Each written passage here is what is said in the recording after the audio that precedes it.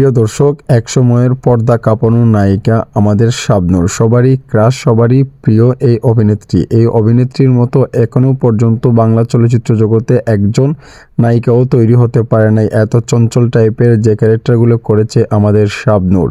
কিন্তু আপনারা একটা কথা বলেন তো, শাকিব খানের সাথে যে কয়েকটি সিনেমা করেছিল জুটি হিসাবে, সেটা কি ব্যবসা সফল নাকি ফ্লপ?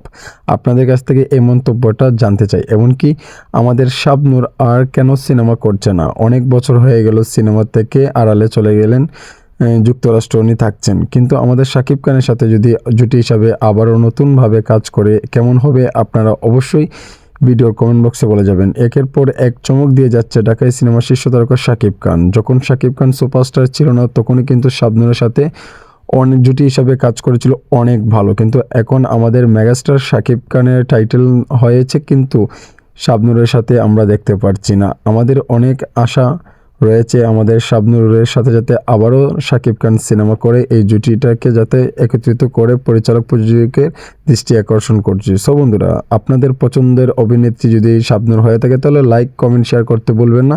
আর শাওন এন্টারটেনমেন্ট ইউটিউব চ্যানেলটি সাবস্ক্রাইব করবেন। আমি শাওন আছি আপনাদের সাথে নিত্য নতুন আপডেট পেতে। ভালো থাকবেন, সুস্থ থাকবেন। আল্লাহ হাফিজ, বাই বাই।